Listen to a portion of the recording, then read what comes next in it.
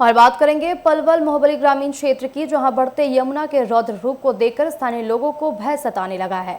हथनीकुंड से लगातार छोड़े जाने पानी को लेकर दिल्ली से होता हुआ यही पानी जब हरियाणा से होता हुआ आगे निकलता है, वहीं निचले स्तर के ग्रामीण क्षेत्र के लोगों को भयंकर रूप से चिंता सताने लगी है। स्थानीय लोगों का कहना है कि प्रशासन की ओर से अभी तक कोई पहल नहीं की गई, जिस कारण उन्हें अपने बचाव के लिए खुद ही व्यवस्था बनानी पड़ रही है। हालांकि कुछ लोग यहाँ से नजदीक के गाँव में पलायन तो कर रहे हैं, लेकिन बाकी लोग बढ़ते जलस्तर की धारा को देखने के बाद फैसला लिया किया जाएगा।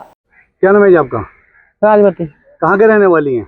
मोहबली पर। क्या मामला है? लगातार बताया जा रहा है कि जो यमुना का जलस्तर लगातार बढ़ रहा है, आप लोग चिंता में बैठे हैं। चिंता में बैठे हैं, बहुत ज्यादा परेशानी इतनी बन रही है कि बंद कट गो तो कतई बालक और हम भी डूब जाएंगे। रास्ता बिल्कुल है नहीं, आगे तो जाम हो जा, पूरा रास्ता बंद हो जा। इतनी प्रशासन ने कोई सुनाई ना कर रहे। पिछले साल भी बताया कि पानी यहाँ तक आ गया था। पिछले साल इतना पानी आया होगा, बस बंद इतना रहेगा। कुछ नए में कट के परेशानी रह जाते, पूरा गांव बह जाता।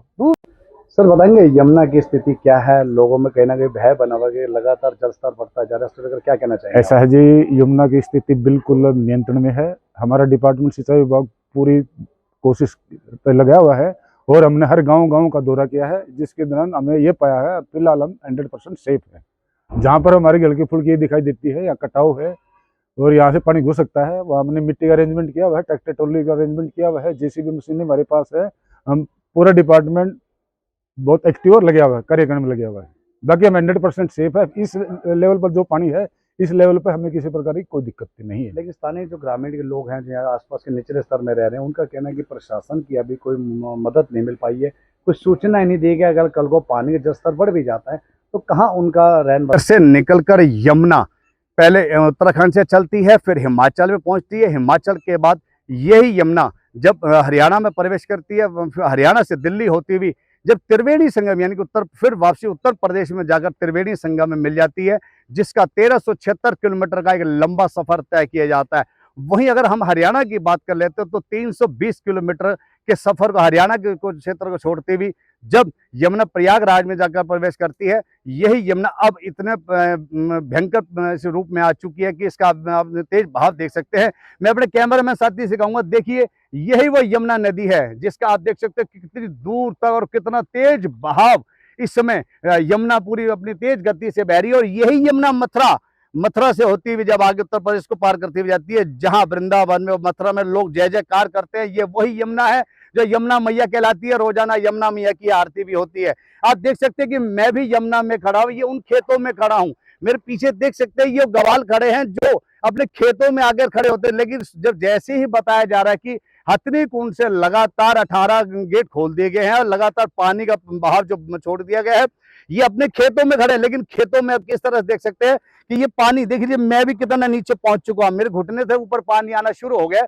लगातार यही पानी अब खेतों में जा रहा है और देख सकते हैं जो गवाल है वो अपने खेतों में खड़े हैं। हालांकि खेत तो अपने खेत में होना चाहिए, लेकिन यहाँ पानी लगातार यमुना का अंदर खेतों की ओर प्रवेश कर रहा है।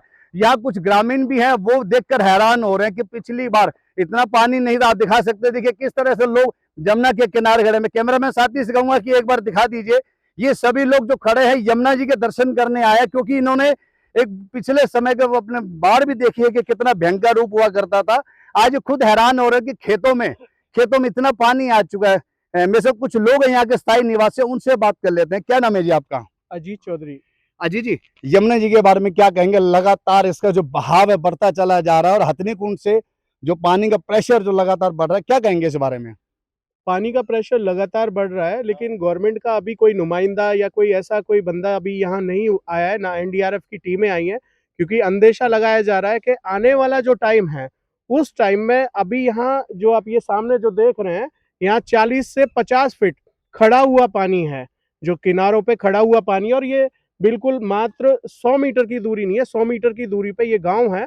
तो हम आशंका है कि गाँव में पानी जाने की आशंका है और पूरा यह है। लेकिन गवर्नमेंट की तरफ से अभी कोई स्थायी कोई ऐसा कोई काम या कोई अधिकारी किसी का कोई दौरा नहीं हुआ है। अजीत जी, लगातार पानी के जो बहाव देख रहे हैं कि उसकी गति देख रहे हैं, कितने तेज गति से पानी आ रहा है। ये यमुना जो लोग किनारे आकर बैठा करते हैं, अभी देखा कि ग्वाल जो कि अपने खेतों में खड़ा है, लेकिन वो पानी अंदर प्रवेश कर, क्या इसका आने वाले समय लगता है कि कोई खतरा होगा, नुकसान हो सकता है हम लोगों को? ये भी बताया कि कुछ लोग यहाँ से पलायन भी कर चुके हैं।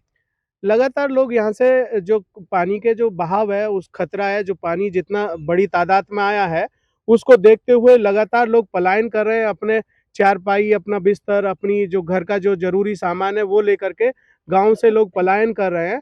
और जो रहा नुकसान का सवाल, तो आप ये देख रहे हैं, ये हज़ारों एकड़ भूमि है यहाँ।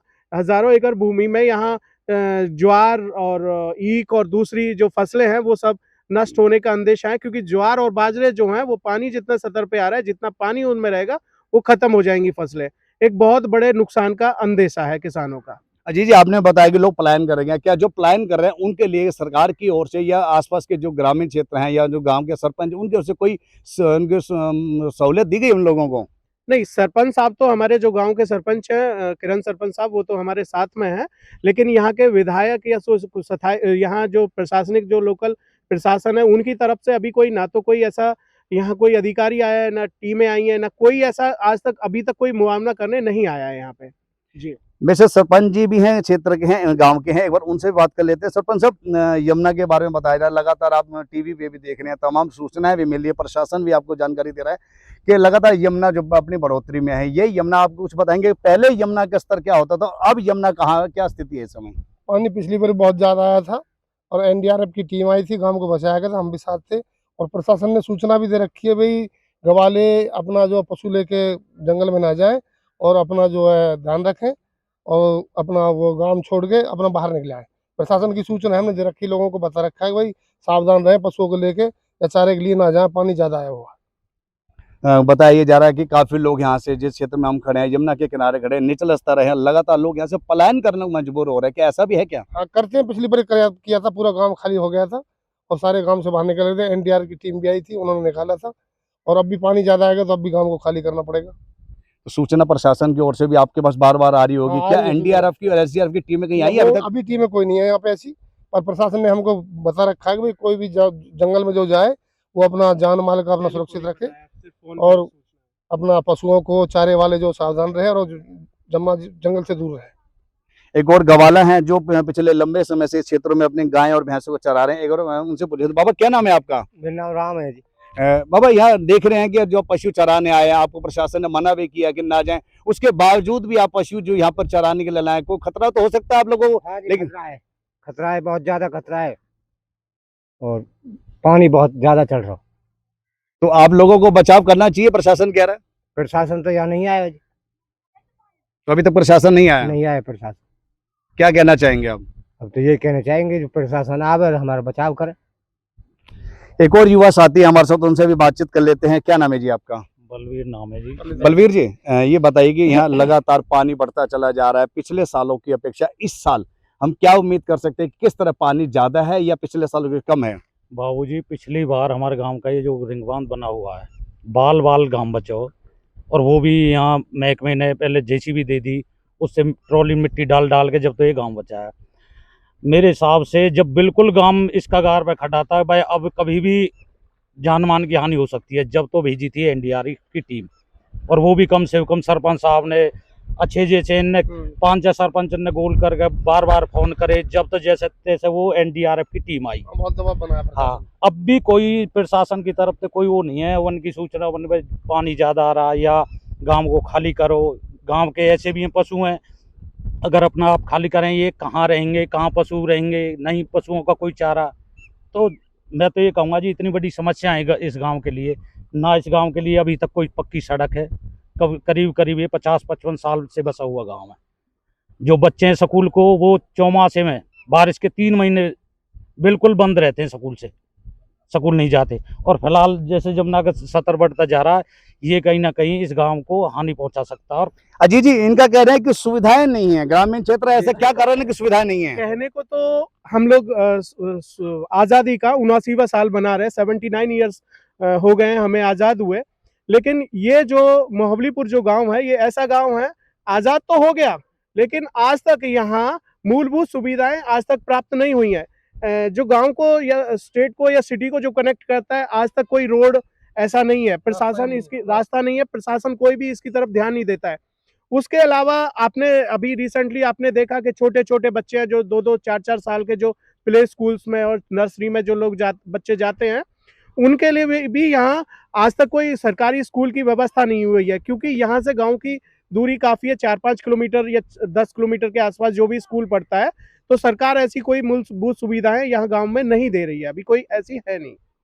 सबसे बड़ी सुविधाओं का अभाव है, सुविधाओं का सबसे बड़ी बात अभाव है। तमाम एक ऐसे निचले स्तर पर रह रहे हैं, क्योंकि देख सकते हैं, मैं एक बार फिर नजारे, एक बार कैमरामैन से कहूंगा कि एक बार देख लीजिए, यही वो पशु है। देखिए इनको हालांकि खतरा भी है, क्योंकि यमुना का लगातार पानी देखिए अब खेतों में बढ़ता चला। ये वही खेत है जहां पर मैं खड़ा हूं और मैं अपने कदम पीछे ले रहा हूं कि मैं कैमरामैन साथी से कहूंगा थोड़ा सा आगे आने का प्रयास करें। एक बार मैं आपको यमुना एक बार फिर से दिखा देना चाहता हूं कि किस तरह से यमुना का प्रेशर देखिए, किस तेज गति से यमुना आ रही है और किस तेज गति से यमुना अपने बहाव को आगे बढ़ाती जा रही है। देखिए मैं भी आता जा रहा हूँ, ये लगातार देखिए किस तरह से पानी जो तेज गति से यमुना का पानी जो खेतों में आ रहा है, और मैं भी इस समय पूरे कितने घुटने तक पानी आ चुका है, क्योंकि लगातार ये पानी की जो बढ़ोतरी होती जा रही है, कहीं ना कहीं आने वाले समय में जरूर दिक्कत दे सकती है। जिसको लेकर प्रशासन को कहीं ना कहीं ऐसी मूल सुविधा देनी चाहिए, ताकि जो लोग यहाँ निचले स्तर पर रहते हैं उनका बचाव करना बहुत जरूरी है। कैमरामैन राजीव के साथ